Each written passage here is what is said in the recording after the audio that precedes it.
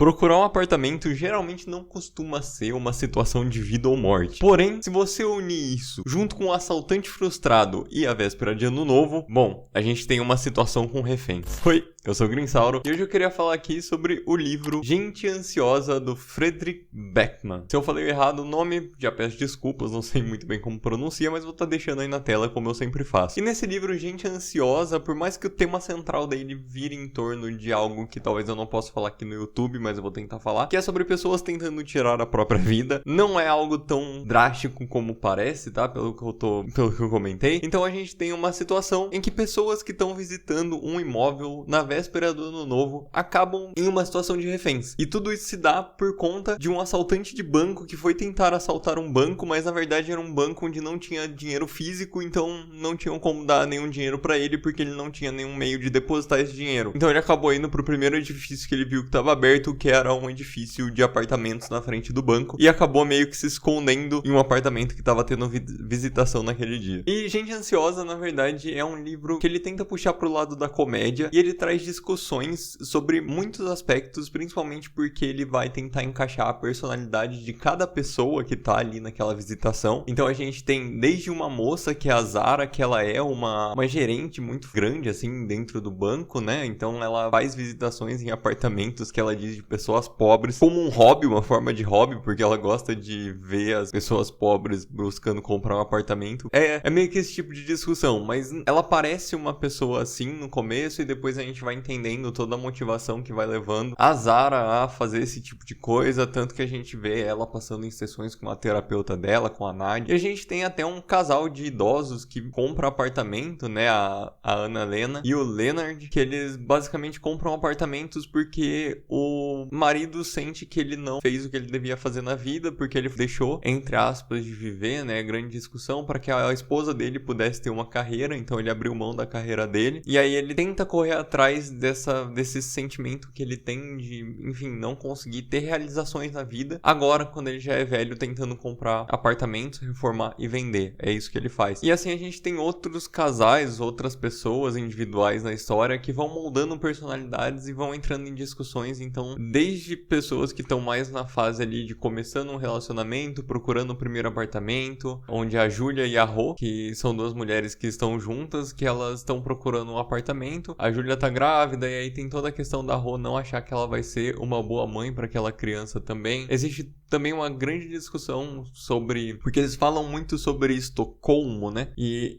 é uma cidade meio que do interior, então Estocolmo seria a cidade grande. Eles têm preconceito com as pessoas da cidade grande, mas Estocolmo também é uma palavra que é usada. Eu não entendi muito bem isso, tá? Até se alguém souber mais sobre isso e quiser deixar aí nos comentários. É tratado a palavra Estocolmo como pessoas que são homossexuais. Eu não entendi muito bem essa relação, mas aparentemente tem algum tipo de relação. Não sei se por ser, tipo, uma cidade mais, vamos dizer, mais aberta, mas que não tá muito nesse pensamento do interior e tal. Não sei se é nesse sentido, tá? Então já peço desculpas se eu estiver falando algum tipo de bobagem aqui. E então, além desses personagens, a gente tem o Jim e o Jack, que são os dois policiais ali daquela pequena cidade que estão ativos na véspera de Ano Novo, né? Todo esse drama acontece, todo o tempo que demora pro drama de reféns ser resolvidos é exatamente porque tudo tá acontecendo na véspera de Ano Novo. Então, assim, não tem polícia, não tem muita polícia na rua, o que tem são esses dois policiais, o Jim e o Jack, que inclusive, um é pai e o outro é o filho, né? Se eu não me engano, o Jack é o filho e Jim é o pai,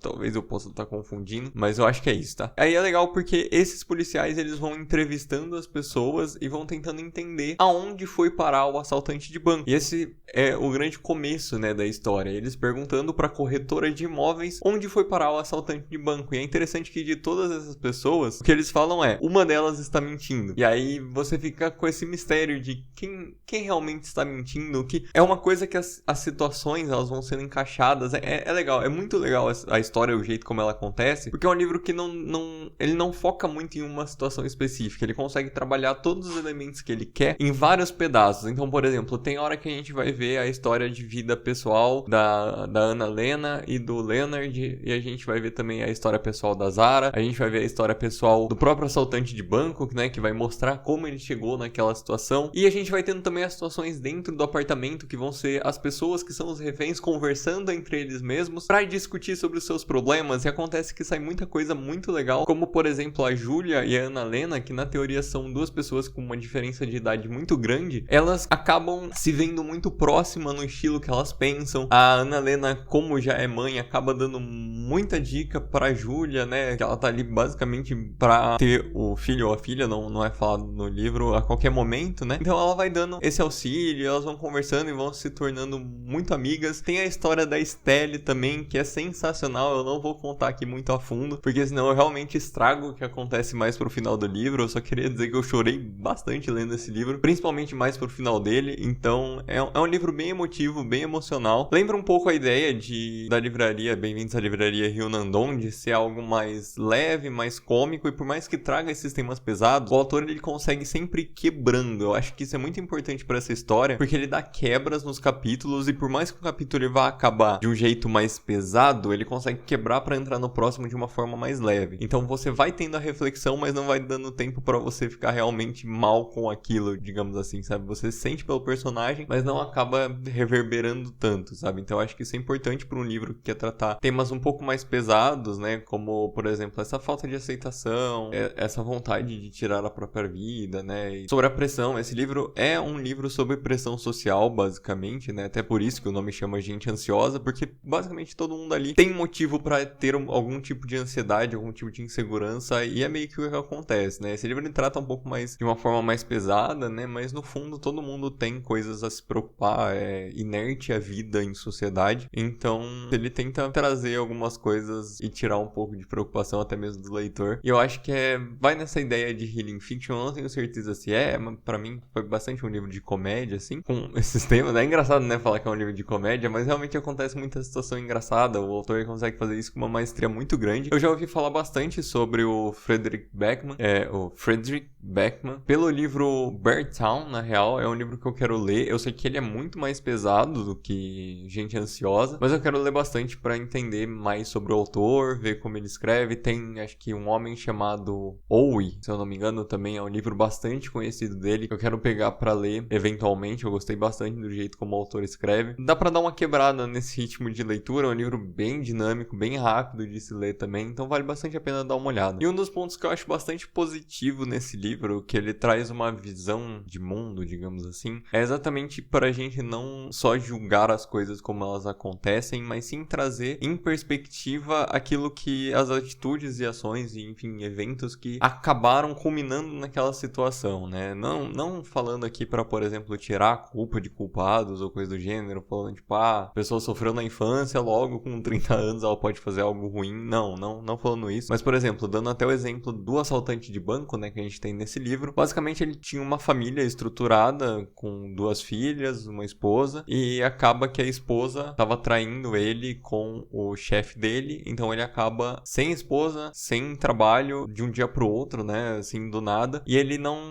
se vê sem dinheiro, porque tudo tava no nome da esposa dele, e acaba que ele precisa encontrar algum lugar para morar, senão vão tirar as filhas dele. É a ideia que ele tem. Ele dorme um dia, se eu não me engano, no porão da casa de um amigo dele, e aí ele encontra no porão da casa de um amigo dele uma arma de brinquedo, e aí ele tem a genial ideia de uma pessoa desesperada de assaltar um banco, pedindo 6.500, aí a moeda local, que eu não lembro qual que é agora, mas vamos colocar em reais, 6.500 reais, para pagar um mês de aluguel, e depois ele ia devolver ao banco, né, quando ele conseguisse pagar. Essa é uma outra discussão que tem também sobre empréstimos bancários, que é exatamente sobre o banco, ele só faz empréstimo para pessoas que não precisam dos empréstimos, né? O banco não vai fazer um empréstimo para pessoa que não consegue pagar aquele empréstimo futuramente. E aí ele pensando nisso, fala, bom, o banco não vai me emprestar dinheiro, ele até tentou encontrar algum banco que fizesse isso, não encontrou, e aí ele teve essa incrível ideia, né? E aí ele foi assaltar um banco, quando ele chegou lá, o banco não tinha dinheiro físico, e ele foi, né, ele se viu numa situação em que a moça recepcionista fala pra ele, ó, eu vou ser obrigado a chamar a polícia, e aí ele sai correndo pro edifício na frente e acaba tendo todo esse drama de reféns. Aí, né, essa é a discussão que tem de exatamente tudo que levou e culminou pra que chegasse ali naquele ponto dele tá naquela situação de reféns. Ele não realmente realmente queria que aquilo tivesse acontecido, só simplesmente aconteceu. Eu acho que esse livro vale bastante a pena, assim como Bem-vindos à Livraria Rio Nandon. E mais uma vez eu vou estar deixando o link aqui na descrição se você quiser adquirir pelo meu link da Amazon. E é isso, eu espero que vocês tenham gostado do vídeo. Foi um vídeo bem mais rápido, bem mais tranquilinho, eu acho, do que, enfim, geralmente é, né? É só um livro que realmente gostei de ler. Vale bastante a pena, dá uma olhada. Deixa seu like, não se esquece de se inscrever no canal se você já não é inscrito. Um abraço e até a próxima.